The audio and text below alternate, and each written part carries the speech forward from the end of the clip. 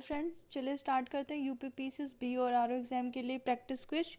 तो video start करने से पहले चैनल को सब्सक्राइब कर लीजिएगा और अगर आपको अच्छा लगे तो लाइक और शेयर करिएगा। तो पहला क्वेश्चन देखते हैं, मॉन्टेग्यू चेम्सफोर्ड सुधार के बारे में निम्नलिखित कथनों पर विचार करें। पहला क्वेश्चन है, गवर्नर जनरल ने प्रांतों में आरक्षित विषयों पर पूर्ण नियंत्रण बनाए रखा। सेकंड ऑप्शन है, गवर्नर जनरल ने केंद्रीय विधायिका द्वारा अस्वीकार किए गए बिलों को प्रमाणित कर सकता था।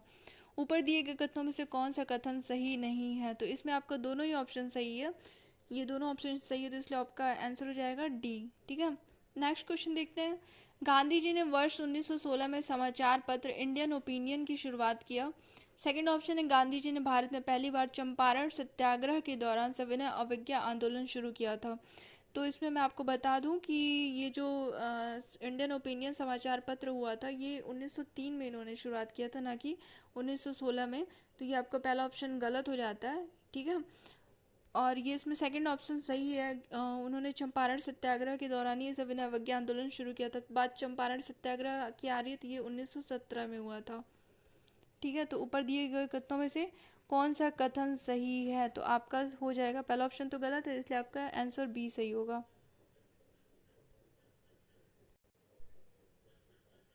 नेक्स्ट क्वेश्चन देखते हैं, गुजरात में प्लेग के कारण किसानों के करों की छूट की अधूरी मांग के कारण खेड़ा सत्याग्रह हुआ। सेकंड ऑप्शन है, सरदार वल्लभ भाई पटेल अहमदाबाद मिल हड़ताल के महत्वपूर्ण नेताओं में से एक थे। ऊपर दिए गए कथनों में से कौन सा कथन सही है? तो इसमें आपको मैं बता दूं, ये पहला ऑप्शन गलत है, क्योंकि ये प्लेग के कारण नहीं हुआ था, बल्कि सूखे के कारण ये जो खेड़ा सत्याग्रह हुआ था वो सूखे की वजह से हुआ था।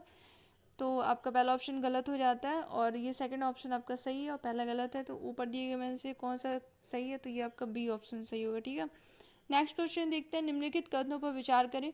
इंपीरियल लेजिस्लेटिव काउंसिल के सभी निर्वाचित भारतीय सदस्यों ने अराजकतावादी और क्रांतिकारी अपराध विधेयक 1919 के विरुद्ध मतदान किया था। सेकंड ऑप्शन है, रॉलक एक्ट के तहत गठित न्यायिक पैनल यहाँ तक कि भारतीय साक्ष्य अधिनियम के तहत स्वीकार नहीं होने वाले साक्ष्य को भी स्वीकार कर सकता था। तो ये आपका रॉलक एक्ट 1919 से संबंधित है, तो ये आपका पहला भी ऑप्शन सही है और दूसरा भी सही है, इसलिए इसमें से कौन सा सही नहीं है? तो इसमें ऑप्शन हो जाएगा डी, क्योंकि इसमें दोनों ही ऑप्शन सही है। ठीक है, नेक्स्ट क्वेश्चन है, निम्नलिखित कथनों पर विचार करें। भारतीय क्रांतिकारी उधम सिंह ने ब्रिगेडियर जनरल रेजिनाल्ड डायर की हत्या कर दी थी। सेकंड ऑप्शन है, कोई भी भारतीय हंटर कमीशन का हिस्सा नहीं था। ऊपर दिए गए कथनों में से कौन सा कथन सही है?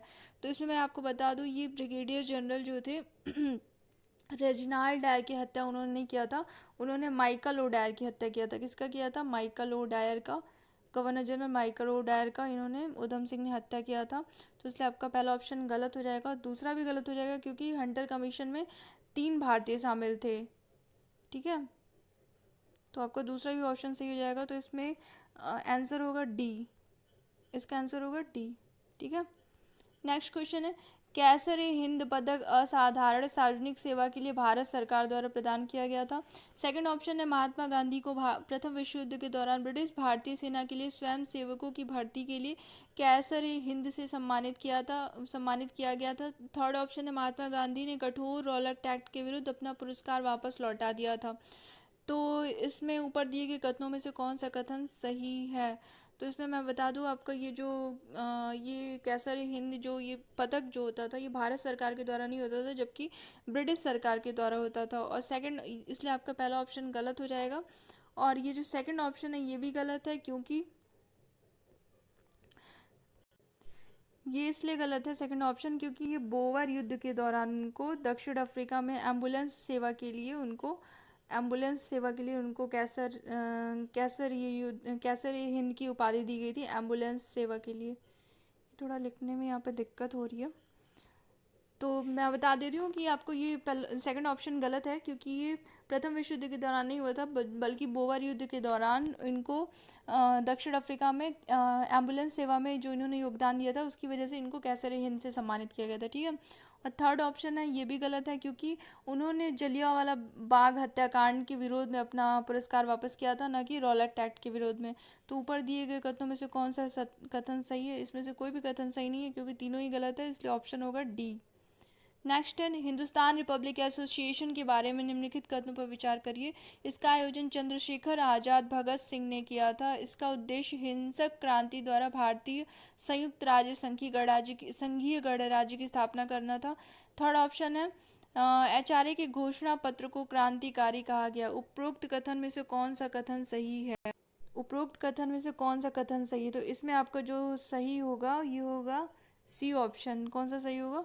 ये सी ऑप्शन। पहला इसलिए गलत होगा क्योंकि इसकी जो स्थापना की थी ये चंद्रशेखर आज़ाद और भगत सिंह ने नहीं किया था, बल्कि सचिंद्र सान्याल और प्रतुल गांगुली और नरेंद्र मोहन सेन ने किया था। सचिंद्र सान्याल, प्रतुल गांगुली और नरेंद्र मोहन सेन ने किया था। और ये आयरिश रिपब्लिकन आर्मी से काफ़ी प्रभावित थे, उसी के तर्ज पे इन्होंने इसका नाम का गठन किया था। ये आप इसको मैंने ट्रिक के तौर पे इसको याद किया है कि एस से सचिंद्र सान्याल, पी से प्रतुल गांगुली, एन से नरेंद्र मोहन सेन। तो आप याद कर लेना, सचिंद्र सान्याल, प्रतुल गांगुली और नरेंद्र मोहन सेन ने हिंदुस्तान रिपब्लिक एसोसिएशन का गठन किया था। और इसका सेकंड ऑप्शन सही हो जाता है और थर्ड भी सही है। इसकी जो घोषणा पत्र है उसको क्रांतिकारी कहा गया था। ठीक है, तो इसलिए इसमें कौन सा सही होगा? C option. नेक्स्ट है निम्नलिखित में से किस राजनीतिक संस्था ने भारत छोड़ो आंदोलन का समर्थन किया था? तो इसमें से जो ये जितनी भी संस्थाएं इनमें से किसी ने भी भारत छोड़ो आंदोलन का समर्थन नहीं किया था, इसलिए डी हो जाएगा। यहाँ तक कि जो आरएसएस है उसने भी इसका विरोध किया था गोलवलकर जी के नेतृत्व में उस टाइम। ठीक है, नेक्स्ट क्वेश्चन है बारदोली सत्याग्रह के बारे में निम्नलिखित कथनों पर विचार करें। तो पहला ऑप्शन है गुजरात में तालुका बारदोली को बाढ़ और अकाल के कारण भारी नुकसान हुआ था। इस तथ्य के बावजूद बॉम्बे प्रेसिडेंसी ने कर को 30% बढ़ा दिया था। सेकंड ऑप्शन है गांधी जी के नेतृत्व में कांग्रेस द्वारा सत्याग्रह किया गया था। थर्ड है किसानों ने कर के भुगतान से इनकार कर दिया था। प्रतिशोध में सरकार ने मवेशियों सहित सभी संपत्ति को जबरन सील कर लिया था। उपरोक्त कथन में से कौन सा कथन सही है? तो इसमें आपका पहला और तीसरा ऑप्शन सही है, ये सेकंड गलत है। क्योंकि इसमें ये जो बारदोली सत्याग्रह हुआ था ये सरदार वल्लभ भाई पटेल जो थे वो भी इससे संबद्ध थे। तो महात्मा गांधी और पटेल जी ने ये निर्णय लिया था कि वो प्रत्यक्ष तौर पे इस पे शामिल नहीं होंगे, बल्कि जो बारदोली तालुका है वही प्रत्यक्ष तौर पे इसमें शामिल होगी। तो इसमें कांग्रेस द्वारा इसका नेतृत्व नहीं किया गया था, वो पीछे थे, बल्कि जो तालुका बारदोली की जो तालुका थी वो प्रत्यक्ष तौर पे सामने थी। ठीक है, तो इसलिए इसमें कौन सा सही होगा? इसमें आपका ऑप्शन सही होगा बी, पहला और तीसरा। सेकंड ऑप्शन गलत है। ठीक है, नेक्स्ट क्वेश्चन है अहमदाबाद मिल हड़ताल के बारे में निम्नलिखित कथनों पर विचार करिए। पहला ऑप्शन है प्लेग, बोनस और वेतन वृद्धि के मुद्दे पर मिल मालिकों और श्रमिकों के बीच संघर्ष हुआ था, ये सही है। दूसरा है यह पहली बार जब महात्मा गांधी भूख हड़ताल पर गए थे, ये भी सही है। थर्ड ऑप्शन है श्रमिक 50% वेतन वृद्धि चाहते थे, जबकि गांधी जी ने उन्हें 35% पर सहमत होने के लिए कहा था, ये भी सही है। तो इसमें आपको तीनों सही हो जाएगा, डी ऑप्शन सही होगा। क्योंकि इसमें क्या हुआ था ना कि जो ये मिल मालिक थे वो 20% वृद्धि की बात कर रहे थे, और जो श्रमिक थे वो 50% की बात कर रहे थे, और गांधी जी ने उन्हें 35% पर सहमत होने के लिए कहा था।